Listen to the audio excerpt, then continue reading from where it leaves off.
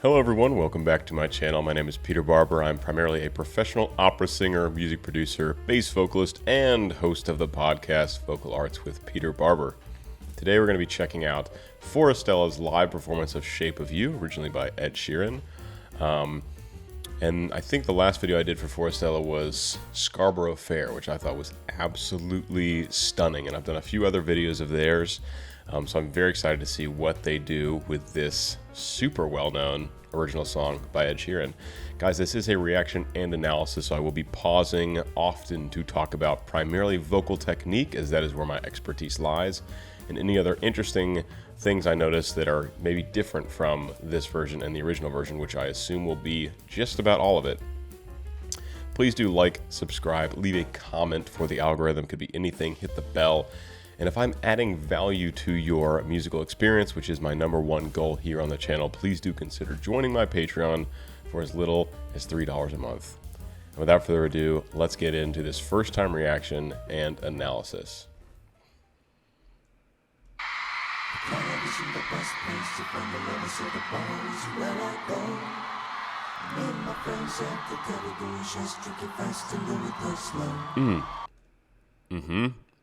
So first of all, I just want to say how this kind of section with a lot of speech can get really messy if not everyone is right together, and they are all perfectly in time with one another, so we can actually understand the words as opposed to it being jumbled and the consonants getting all messed up.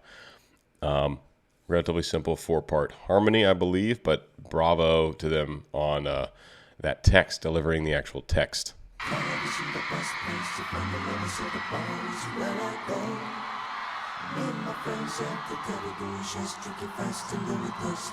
The bass is going. I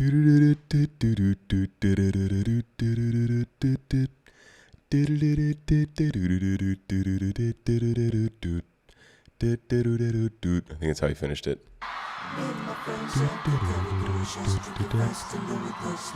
Yep, cool. And we are in D minor, I believe.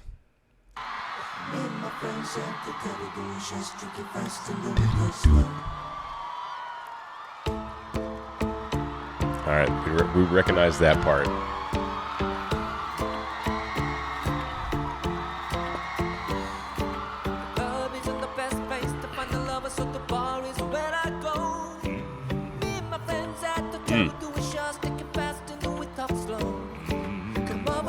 I like the ums that are being done by the bass. Usually it's Ed Sheeran in the tenor octave. I like how, I really always actually enjoy how they use their bass vocalist. And it's always really wonderful to hear low voices like that in, a non-classical setting. That's where most of the low voices are in the world. Classical and country has some low voices as well.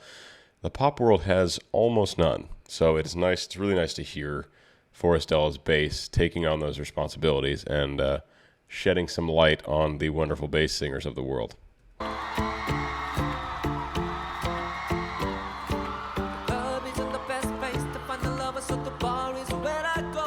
So this singer already has really good vocal fold closure. It's a very efficient sound, right? There's not much breathiness at all coming through. And what that means, what vocal fold closure means when I say that, is that during each oscillation of the vocal folds, which they kind of look like this, so they go really, really ridiculously fast. During each oscillation, the higher percentage of time that the vocal folds are actually shut during that oscillation, the higher the vocal fold closure, which is also called the closed quotient. And so a higher closed quotient, more time the vocal folds are together, which means a more efficient sound, if you just think about it logically, because there's less air escaping through the folds during each oscillation. And it results in a more powerful sound, a sound with more clarity. There's no haziness in the sound. There's a lot of higher harmonic content, which gives the sound cut, which as an opera singer is what we go for throughout our entire range to compete with the orchestra without microphones. So that's all to say this singer, despite not being super high in his range yet, has very good, efficient sound coming out.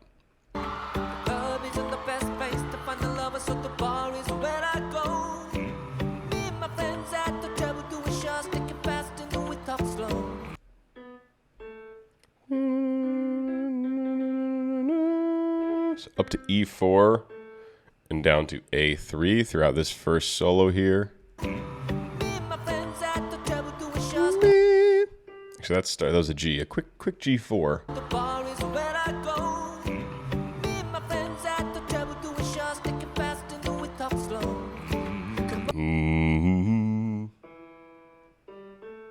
E2, G2, A2.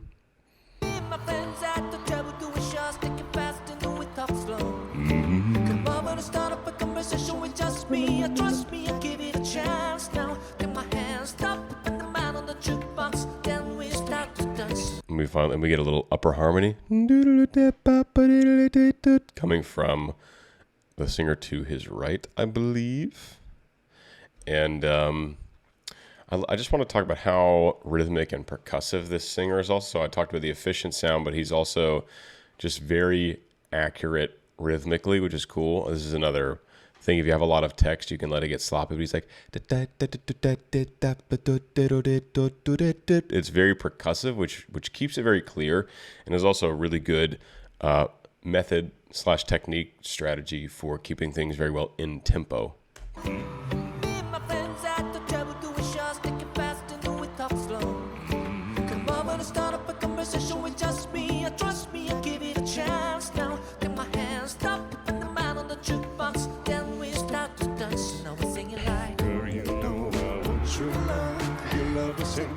Somebody like me, come on now, follow my lead.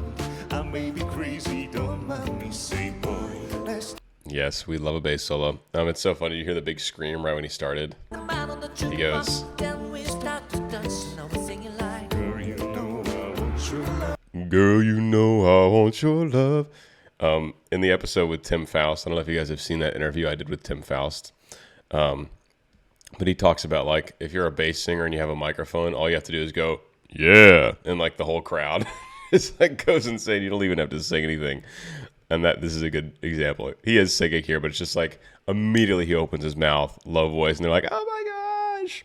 Again, I think part of it's because you rarely hear a low voice in this kind of genre, in this kind of setting. Girl, you know I want your love. Your love is made for somebody like me. Come on now, follow my lead. So we got a 2-part harmony going.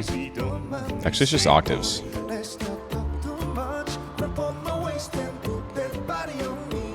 Come on now, follow my lead. Come on now, follow my lead. I love that we have another flavor of tenor.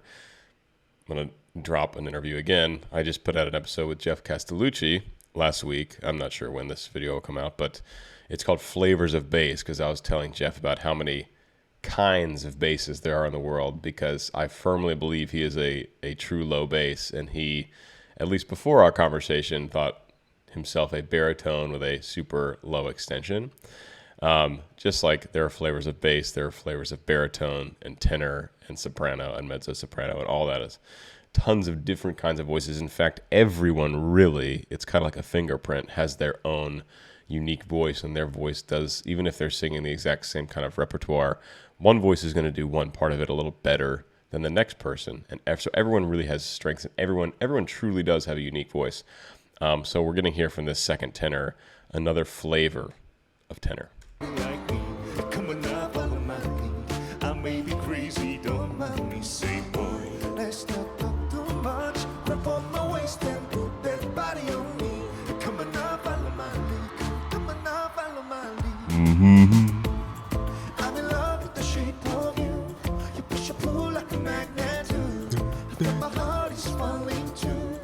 I'm in love with your body. Let's natural in my room. Now my passion smell like you. Every day discovering something brand new. I'm in love with your body. So pretty, not too much to comment on here. They're all very, like, we're not getting any, big impressive vocal fireworks from Forestella, which I'm kind of used to at this point, or something like Scarborough Fair, where it's just like stunningly beautiful, like a chamber choir. Here's more showmanship, and I'm sure it's going to increase. But as far as like vocal technique, vocal power, all the things I normally comment on, there's not a ton yet to do because they're all very much in a comfortable part of their range, singing very naturally. So I think I'll just kind of let it roll for a second. Less natural in my room. Not my bed, she smell like you. Every day discovering something brand new. I'm in love with your body. I'm in love with your body. So I think 3-part harmony here. Oh, I think in the bass. I'm in love with your body. Oh, is one of the tenor parts. I'm in love with your body. And then we have another tenor part going up. Yes, bass. I'm in love with your body. Every day discovering something brand new. I'm in love with the shape of That's right. This group has, I sometimes forget because I comment on so many groups, but this is the group with the unbelievable countertenor. So I believe I was hearing, I was like, do they have a background choir singing somewhere? Singing some soprano? No, just the countertenor.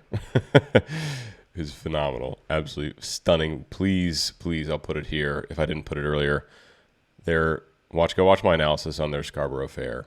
Go watch their Scarborough Fair, then go watch my analysis on it. It's my favorite thing I've heard them do, for sure. And the countertenor has some gorgeous moments. the best place to find the lovers, so the bar is. Oh, that's new. Love with the shape of club isn't the best place to find the lovers, so the bar is where I go. Wait, let's talk about that bass line. Discovering something brand new.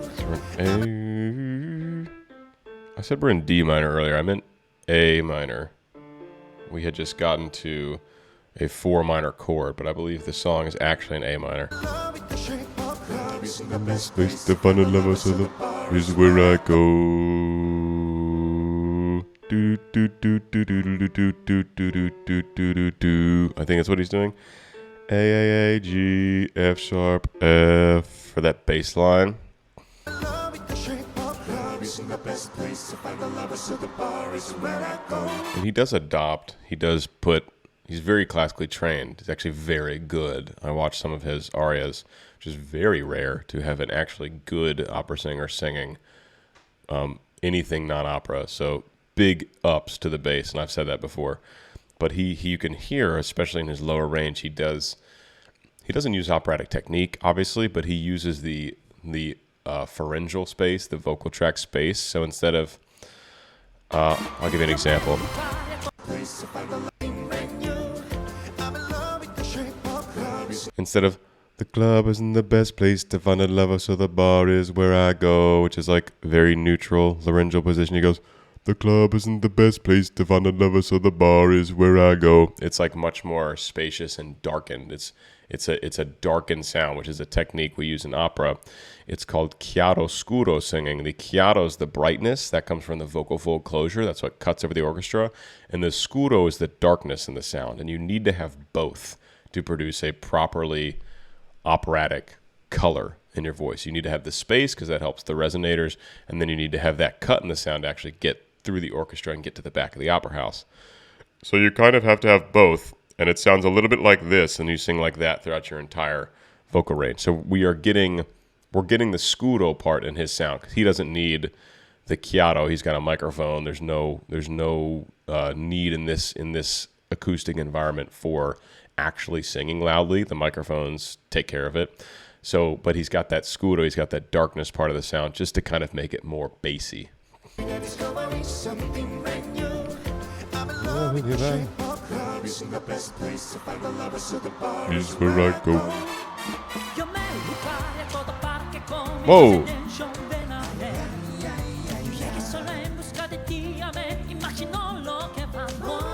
Okay. Mamacita. That's exactly what Tim's talking about. Mamacita. This is cool. Is this Portuguese? Spanish? Anyway, what's interesting is listen to this lead singer. His voice while singing in this different language instead of English is now going to this Latin-based language, love language. It's a much lighter kind of sound. Not just because there's instrumentation and whatever, but in English, we have a number of things that pull the sound back, like our L, like pulls the tongue way back. In Latin language, you don't have that. It's like Italian, L, L, L. It's like a very forward sound, and that actually does lighten and brighten the sound if it's just part of the rhythm of the language. So it's really cool to hear that transition come. It's probably not thinking about it. It's probably just the switch in language, the kind of switch in mental focus, and it just like the switch in the language prosody, which means the rhythm of the language, changes actually how you sing it. Best place to find the lovers, so the bar is where I go. Io me li pare todo parque conmigo se dentro venare.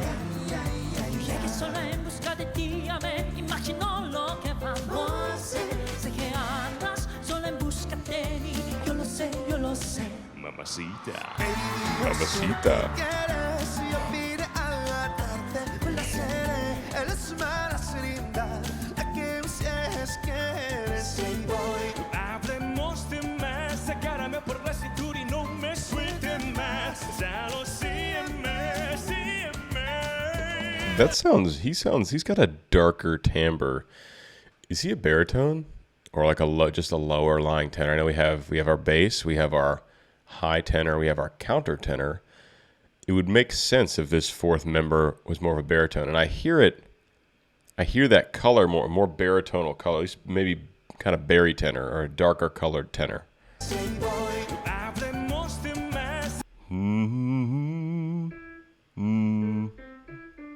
So it's still up to E4, which is high.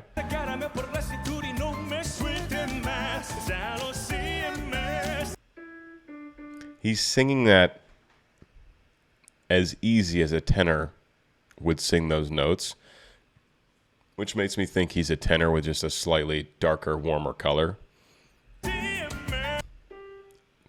G, easy G.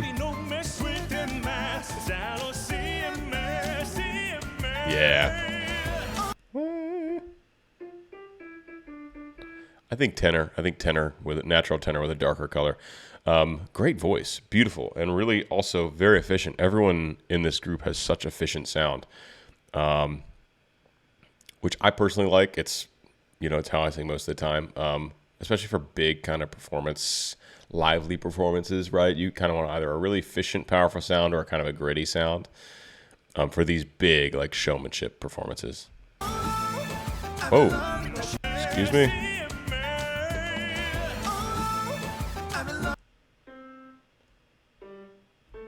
High A? Did that come from the same guy? It had the same color.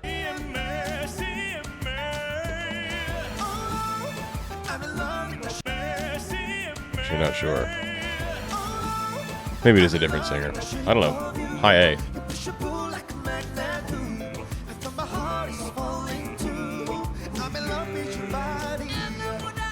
Hey! A little grittiness, so introducing a little bit of turbulence to the vocal folds, so they're no longer going really smoothly. They're kind of like, That's kind of what happens when you hear that grit in the sound. It's actually the vocal folds taking on a new pattern of phonation, and not just phonating to create pitch, but also you get what's called noise, which is non-periodic sound, essentially. Periodic means the sound waves repeat. No matter the pattern, they have a repetition.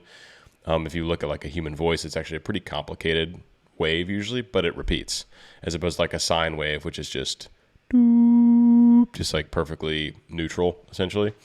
With noise, you get it's just a more complicated, it's almost like a second signals being produced by the voice. You have the pitch, because you can still hear pitch in a gritty voice, but you also get that added noise, which is non-periodic.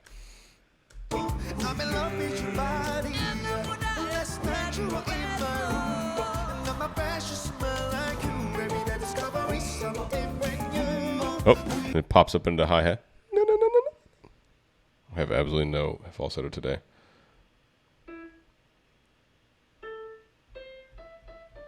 Up to a D5 in that really light head voice.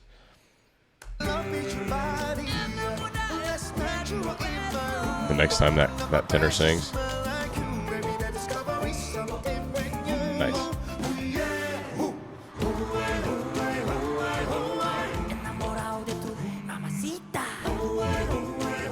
Oh, see, if you say Mamacita, you gotta have the bass do it, because then you get an automatic scream.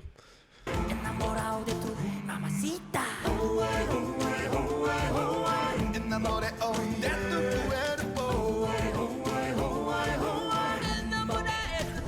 cuerpo. A gritty high A from our high chest voiced bass tenor here.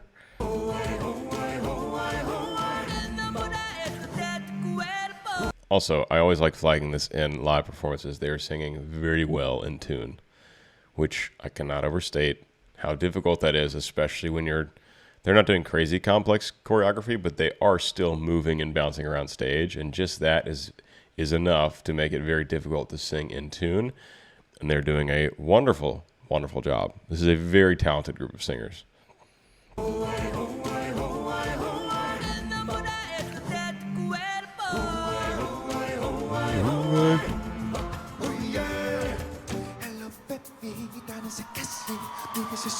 What?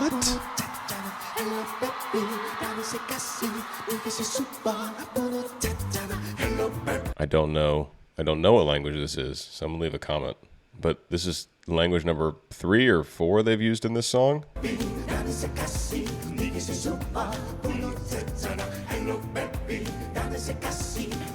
Hello, baby, I understand. Hold up. Let me see which.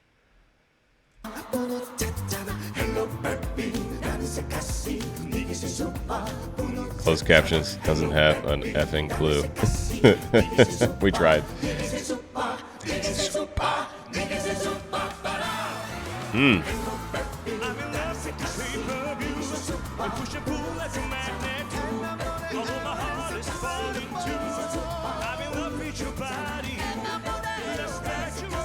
Oh, it's so clean.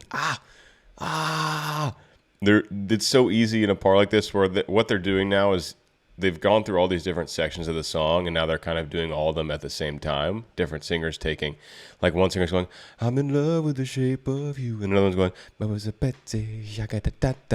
another one's doing like another motif that we've heard, and now they're doing them all at the same time, and it can get so messy if the singers aren't really well in tune and really well in rhythm and really just well coordinated. And they're doing such a wonderful job keeping this train on the tracks.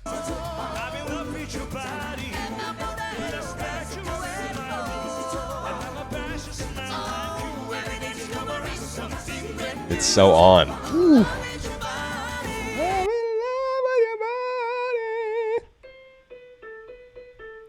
Yay, we get our tenor high C with a little grit. Awesome. Gorgeous. Oh, hell yeah.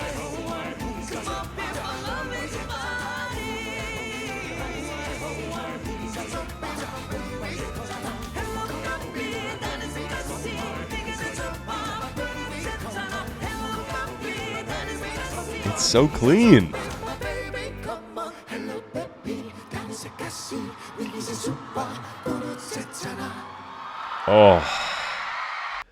Oh, that last section was so good. Second to last section. And then I like this little tag they did at the end, adopting a much more, then they actually do kind of adopt a breathy tone, but they keep it really intense. So it's not like da da da da da, it's like da da da da da, you know? Huge difference.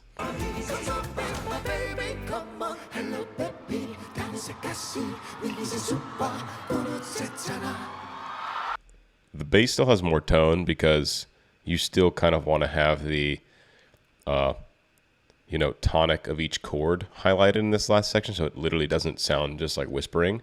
So the bass is producing a little bit more tone than the others, and the others are mostly whisper. There is tone, but it's mostly that intense kind of whisper, like stage whisper is what it's called.